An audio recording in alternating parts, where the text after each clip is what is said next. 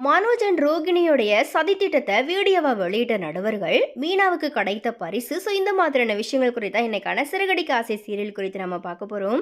So அந்த வகையில் இப்போ ரீசெண்டாக பார்த்தீங்கன்னா ஒரு ப்ரோமோ வந்துட்டு இந்த சீரியல் வந்து ஷேர் பண்ணியிருந்தாங்க.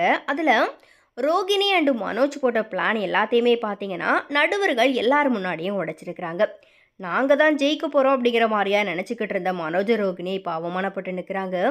ஸோ அந்த வகையில் சிறுகடி காசை சீரியலில் அடுத்ததாக என்ன நடக்க போகுது அப்படிங்கிற எதிர்பார்ப்பு பார்த்தீங்கன்னா ரசிகர்கள்கிட்ட அதிகமாகவே இருக்குது. இப்போது அண்ணாமலை அண்டு விஜயாவினுடைய 3 மகன்களுமே அந்த போட்டியில் தன்னுடைய மனைவிகளோட போய் கலந்துட்டுருக்குறாங்க.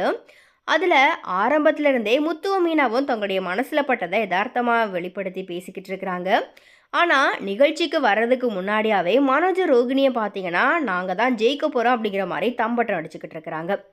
அதோட நிகழ்ச்சியில் இவங்க 2 பேருமே தாங்க மட்டும்தான் சரியாக இருக்கிறதா நினச்சிக்கிட்டு ஓவராக பில்டப் எல்லாமே போட்டு பல்பு வாங்கிக்கிட்டே இருக்கிறாங்க. ஸோ இதனாலேயே முத்துவும் மீனாவும் தான் ஜெயிக்க போகிறாங்க அப்படிங்கிறது இதை பார்க்குற எல்லாருக்குமே கண்டிப்பாக தெரிஞ்சிருக்கும்.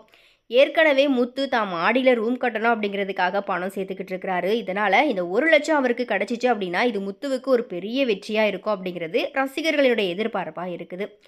அதே போல் இப்போ வெளியான ப்ரோமோவில் கூட காட்சிகள் இருக்குது. அதாவது ஏற்கனவே 3 சுற்றுகளாக போட்டிகள் நடந்துக்கிட்டு இருக்குது.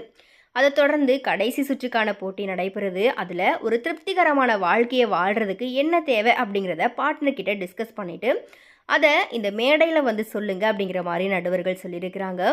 அதை தொடர்ந்து தம்பதிகள் எல்லாருமே ஆளாளுக்கு ஒரு பக்கமாக நின்று யோசிச்சுக்கிட்டு இருக்கிறாங்க.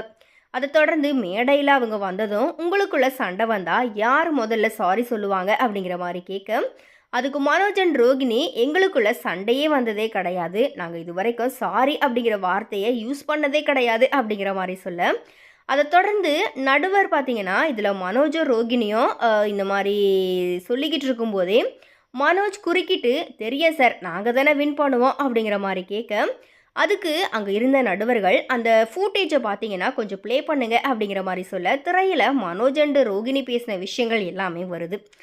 அதாவது மனோஜ் அதில் நம்மளை சுற்றி இருக்கிற எல்லாவங்களுக்கும் நல்லது பண்ணணும், அடுத்தவங்களுக்காக நம்ம வாழணும்னு சும்மா எதனா சொல்லுவோம் அப்படிங்கிற மாதிரி மனோஜ் சொல்லிக்கிட்டு இருக்க, அதை எல்லார் முன்னாடியும் போட்டு காமிக்க மனோஜ் ரோகிணியை பார்த்தீங்கன்னா பேச முடியாமல் தலை குனிஞ்சு போய் நிற்கிறாங்க.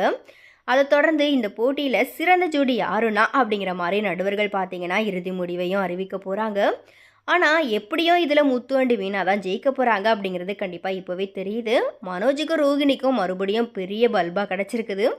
இது ரசிகர்களுக்கு பார்த்தீங்கன்னா ஒரு பயங்கர ஆறுதலை கொடுத்துருக்குன்னு சொல்லிட்டு நினைக்கிறேன். அண்ட் ஏற்கனவே ரோகிணி பார்த்தீங்கன்னா ஒரு பிரச்சனையில் கூட சிக்கலையே அப்படிங்கிற மாதிரியா ரசிகர்கள் ஃபீல் பண்ணிட்டு வந்த நிலையில் இந்த ப்ரோமோ பார்த்தீங்கன்னா முத்து அண்டு மீனாவினுடைய ரசிகர்களை வந்துட்டு பயங்கரமாக கொண்டாட வச்சுருக்குது. ஸோ எனிவே இது குறித்த உங்களுடைய கருத்துக்கள் என்ன அப்படிங்கிறத மறக்காம கமெண்ட்டில் ஷேர் பண்ணுங்கள்.